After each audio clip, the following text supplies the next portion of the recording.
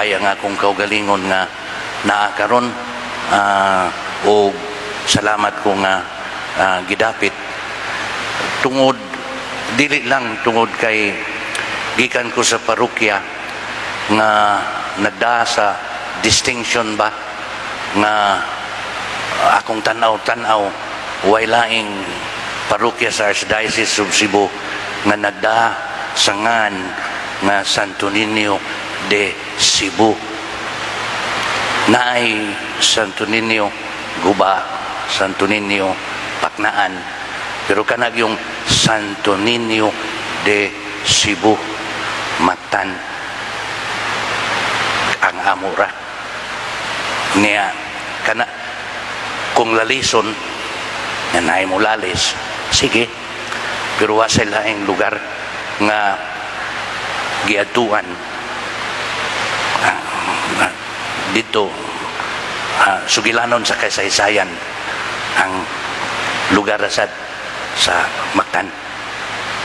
Yan, kung imong tanawon ang bisan ang atop sa parokya, ang purma, kung wa mo masayod, ang purma sa kao sa Sundao sa Katsila niadto panahon nila ni Magellan 500 years ago niya. Dili lang sad kana kung gikalipay sad kay 33 katuig naman ko karon tuiga sa pagapari, karon pa ko suway. It's my honor after all those years nga gitagaan sa pribilehiyo nga naa karon kasaulog ng Santos nga Misa uban Father J. Amamampang OED uban ninyo paghalad ng Santos nga Misa san pagsaulog ng Santos nga Misa. Arita diretso dinatol lang ngayon ang kanang agda ug ang pagdapit ni Jesus sa ebanghelyo. Come, follow me and I will make you fishers of men. Himoon tegang kauban ako managat kita mga tao. Nindot nga pagdapit niya atong uslan, atong sumpayan pinagi sa ug himuon atong panglantaw ang mga pag-ampo kagahapon katong miaging Domingo, Domingo sa Epifania, tumiagi og kagahapon ng Domingo sa pagbunyag sa Ginoo. Imo na tong panglantaw, nindot kagahapon ang pag-ampo ba, makaambit unta kita sa pagka-Dios ni Kristo nga miambit sa atong pagkatao. Ang Ginoo nga nagpagkatao ug nakiguban atong tao, ato tang maambitan ang kaanindot ang himaya sa iyang pagka-Dios nga nakiguban nato ug miambit sa atong pagkatao. Nato isumpay ang prayer atong Epiphany nga nagingon ato untang masud-ong ang nasa kong una-una kaanyag, pero dili ni ang unsay laing termino sa kaanyag,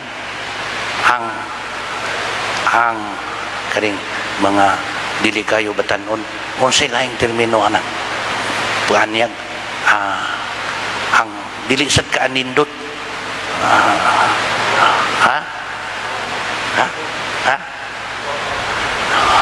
guwapa ang batanon mingon siya guwapa,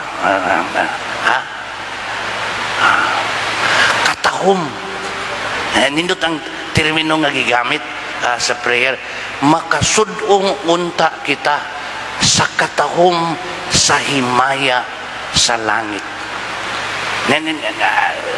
Kanang giingon nila ba nga masugda nato pagpuyo ang maong langit, karon uban nato dalhon ko kamo sa pamalandong ba sa pag-ila nga kini ang grasya atong pangayoon, atong tabangan nga makitaan unta nato balik ang kaanindot sa naambita nato kanang ang pagka-Dios ni Kristo nga atong naambitan, naghimo natong mga pinanggang anak sa Dios. Nya tungod ana kana atong pangayoon, labi na sa karon nga atong kahimtang sa atong kalisdanan, makakita unta kita balik sa kaanindot sa atong pagkatao, sa gahom, sa kaanindot, sa katahom sa atong naambitan gikan sa Ginoo, ang katahom sa atuang pagka pinanggang anak sa Dios. Diya sa itong paghihilambigit sa usag-usa, ha? Gamay lang atong uslan.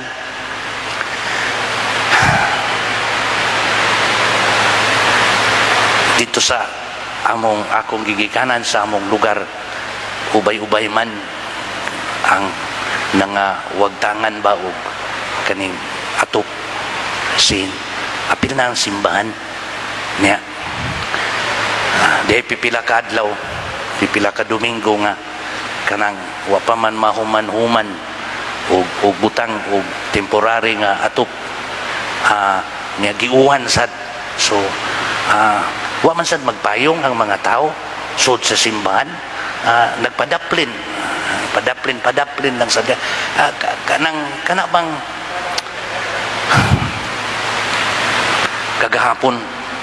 kagahapon akong nasulti ba nga mayo unta nga kay daghan pa mang panginahanglan sa mga tao.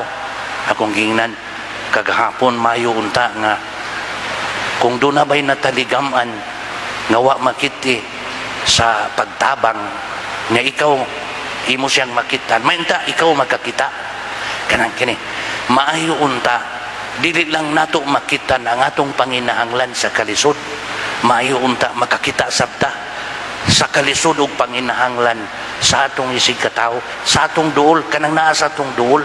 Kaya sa di man natong makitaan, kaya nga ato nang nakita ng atong panginahanglan, makitaan unta nato ang kalisod ug panginahanglan sa atong isig katao.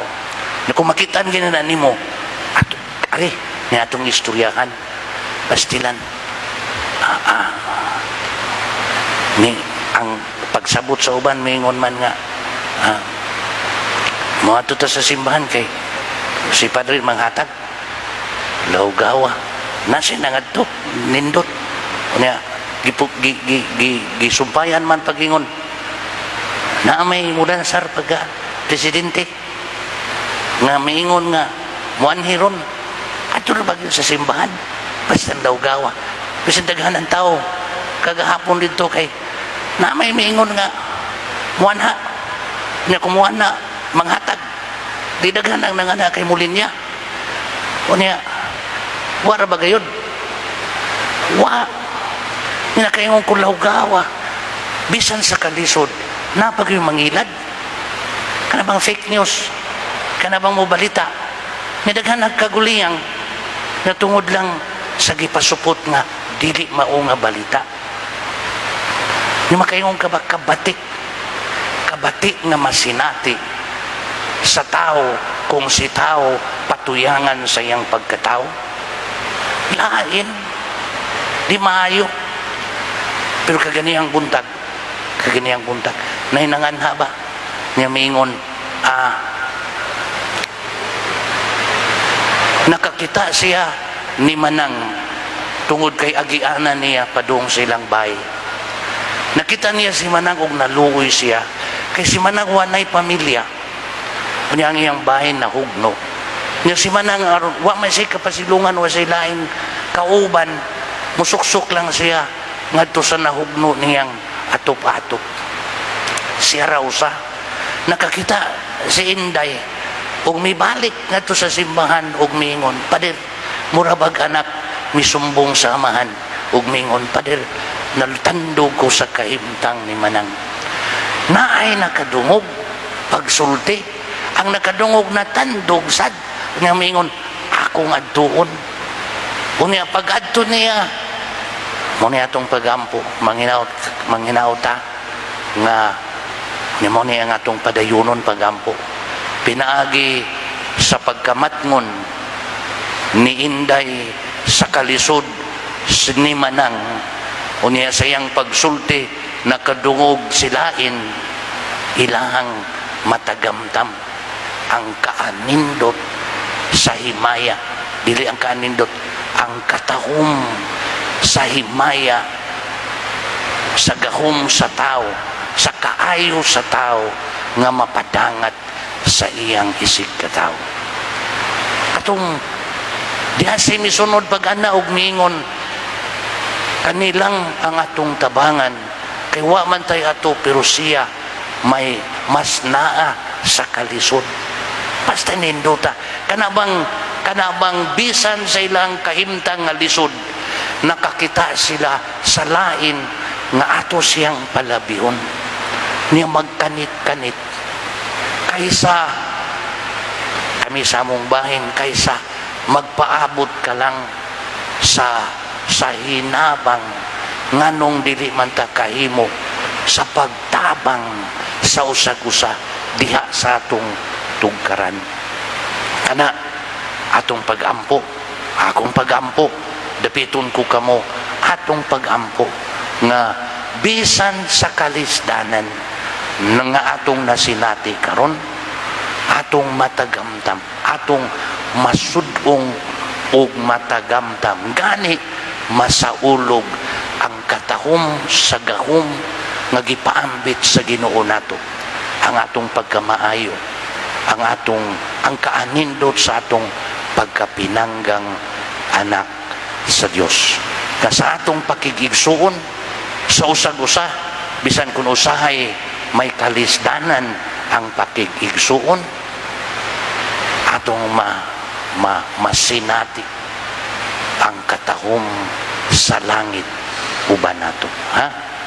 So nanghangyo ko ninyong tanan sa atong pagpadayon ni Santos nga misa, atong pangayoon kanang grasya, ang batubalani sa gugma, ato untang maambitan ang gahom sa batubalani sa gugma, ato tang masinati tungod kay ang gahom gipalihok sa matag usa nato.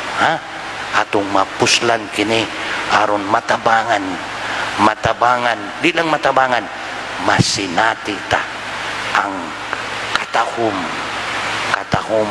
sa langit uban nato.